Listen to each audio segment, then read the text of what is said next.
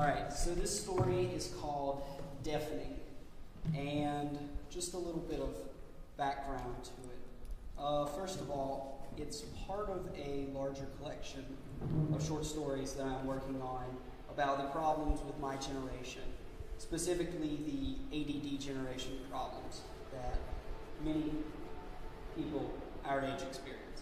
So it's called Deafening.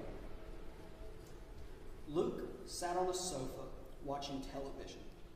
He was drinking a beer and changing channels frequently. He looked at the clock inside, sounding distant and bored. Short segments of commercials flashed across the screen, broken up only by longer durations on sitcoms. Watching TV made Luke feel like a hamster on a wheel. Like everything in life, it was always in motion, and Luke simply did his best to keep up and listen. But he lost patience quickly and never seemed to have a firm hold on anything. Luke drank the last of his beer and turned off the television. The clock struck 3:30. Luke picked up his keys, grabbed his wallet, put a pair of black sunglasses on. After turning the apartment lights off, Luke shut and locked the door and left room 407. The sky was overcast that Friday. Luke kept his sunglasses on, though. After all, he thought, it's too late now to put them back in the room. He looked at his shoes while he walked down the flights of stairs and across the parking lot. The apartment complex was quite large, and he had to park far from the building. He didn't mind the walk because he always went slowly. When he got to his car, it wasn't long before he was leaving the lot. He looked at the Greenview Village sign as he turned onto the main road. There were only a couple of trees in sight. Luke turned the radio on only long enough to hear an advertisement for an auto parts store. He quickly turned it back off. He didn't mind the silence. Between the faint hum of the car's engine and the wind rushing by, Luke had enough to listen to. He focused on the cars speeding past him in the other lane. Some had headlights on, others did not. Since there was no median between him and the oncoming traffic, he could easily see the drivers of each car. He smiled when he saw a good-looking girl. At other cars, he looked studiedly at people singing along to their music or driving with a dog in their lap. When he stopped at the intersection to turn onto the highway, Luke lit up a cigarette. He rolled his window down to let the smoke escape as he puffed slowly. It took a few seconds for him to realize that the light had turned green, but he accelerated soon enough that those in the cars behind him weren't laying on their horns just yet. People are too impatient, he thought to himself. The wind rushing into the cars he sped slowly up to the speed limit began to hiss and howl in Luke's ear. He quickly rolled up the window, leaving only a small gap at the top. Luke could hear himself sucking in the smoke of the cigarette and exhaling it unhurriedly through his mouth and nose. Luke turned his head and watched the cars pass by him in the express lane. There was an older woman behind the wheel, smoking as fast as she could, while simultaneously trying to fix her hair. He enjoyed smoking and never wasted cigarettes like that. By the time Luke reached the holly branch, only a little bit of white still showed around the filter, and so he flicked the residual ashes out of the window and put the cigarette butt into the cup holder ashtray. Luke took his sunglasses off, turned off the idling engine, and got out of the car. As he walked around to the front of the building, Luke looked up at the sky. The sun was showing through the clouds off to the west, and it looked like it would rain soon.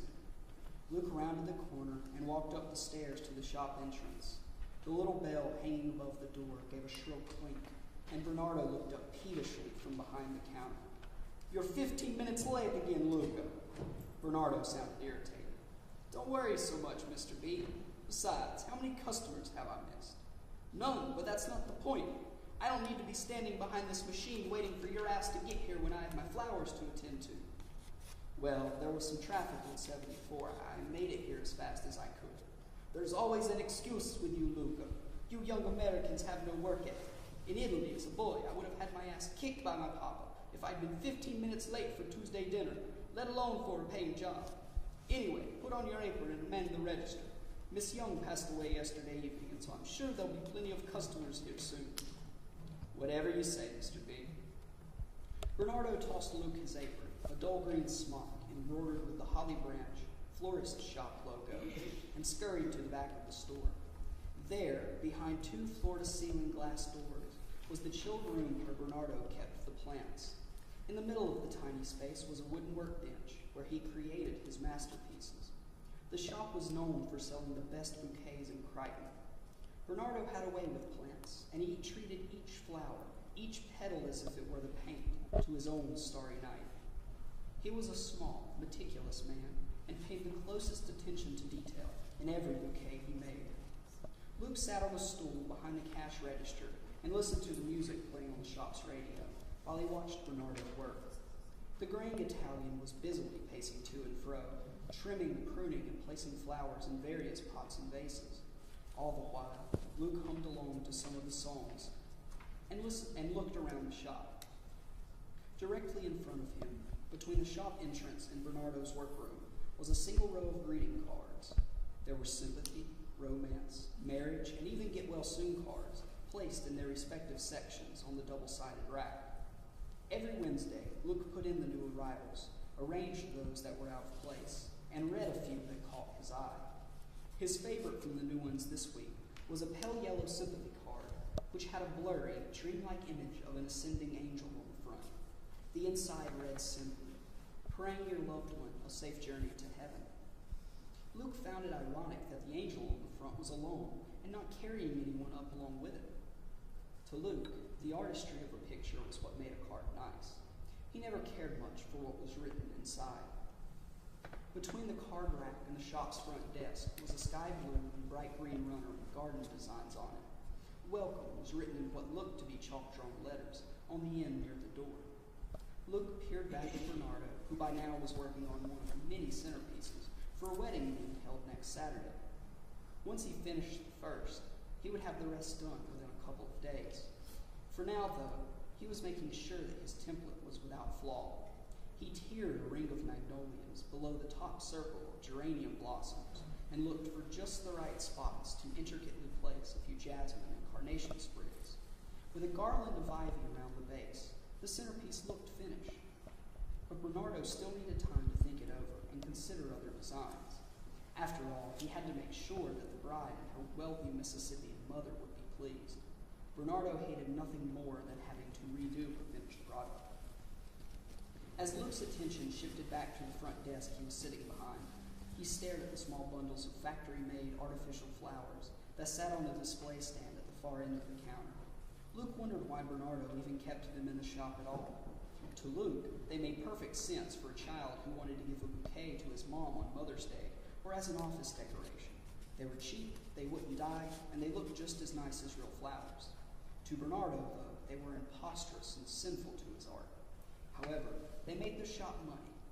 Along with the other trinkets and knickknacks of pottery, keychains, and artsy decorations, the front desk items were Luke's domain.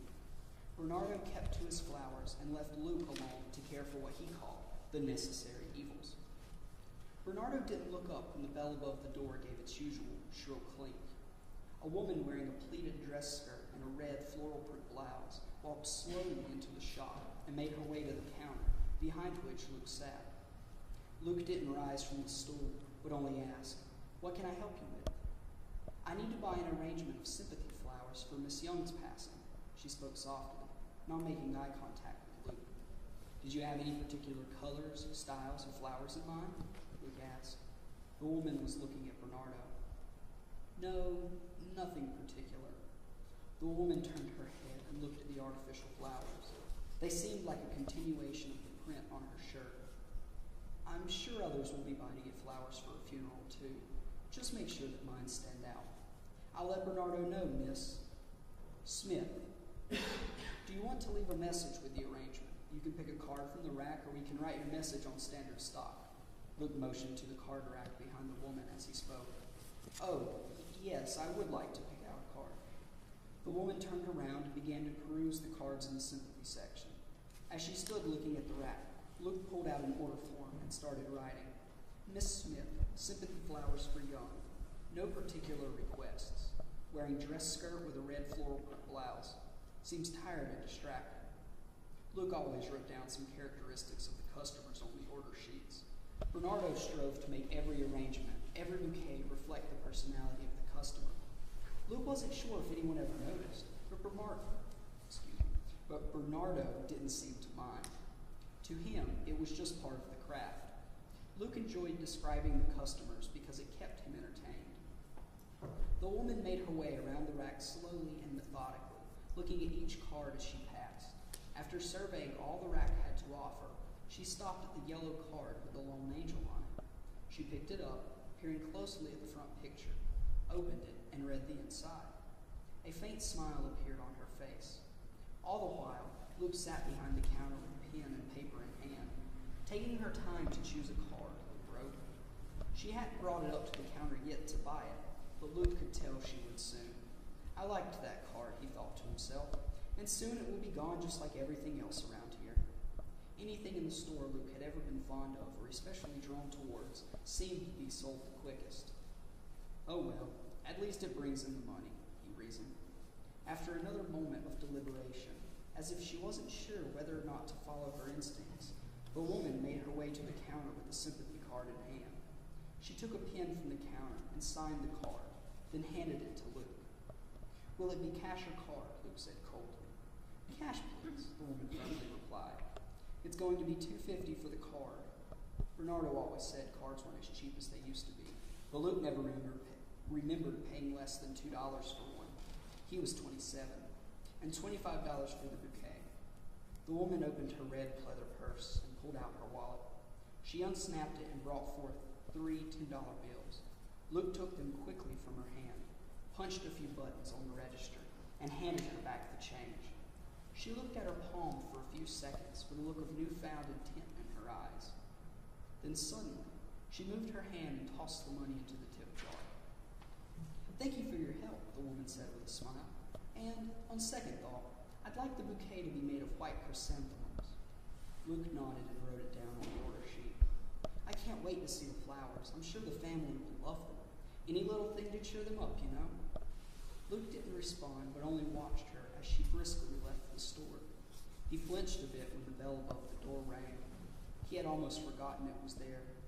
The card wasn't that special, Luke mused. Luke got down from his stool and walked over to the flower room with the order sheet and the card in his hand. Tap, tap, tap. I got an order for you, Mr. B. Bernardo opened the glass door. What's it today, Luca? Bernardo said with a grin. A new job always perked him up. Just a bouquet for Miss Young's funeral. It's for a Miss... Luke glanced at the sheet. Smith. Anything special about it? Bernardo asked excitedly. She wants it made of white chrysanthemums, Luke replied. She has good taste. The flower of truth. Which card did she buy? Bernardo asked, looking down at the papers in Luke's hand. She got this new one that's yellow with an angel on it, Luke said dryly as he showed Bernardo the card. Ah, very good choice, Bernardo said and clapped his hands a few times. It's a lovely and saintly card. I bet she's Catholic. Bernardo said that about anyone he liked or respected. I don't know, Luke replied. Maybe she just thought it looked nice. With that, Luke handed the card and the order form to Bernardo. As the little man skipped over to his workbench, Luke turned and made his way towards the shop entrance. He grabbed his pack of cigarettes and lighted from the counter and walked out the door. Bernardo got upset whenever Luke left without telling him, but Luke didn't care. Luke always smoked just to the side of the building so he could keep an eye out for customers. Bernardo said it didn't matter. He had a job to do. Luke could hear it now. Luca, what have I told you about smoking on the job, huh? You and that damn nasty habit. I pay you to be in the store waiting on customers, not to sneak off outside and kill yourself. Get back to work. Bernardo got easily worked up. As Luke lit up his cigarette, he leaned against the vinyl siding of the shop and looked up to the sky. Some gray clouds had formed over Luke's left shoulder, and the sun, which sat off in the distance beyond the shop front, was shining through a rain cloud as it fell ever closer to the horizon. The yellow rays made the rain cloud look almost golden, but their brightness made the gray sky above Luke seem even darker by comparison. Luke took a deep drag from his cigarette as he moved his eyes across the sky. He just hoped that it wouldn't be storming on his way home.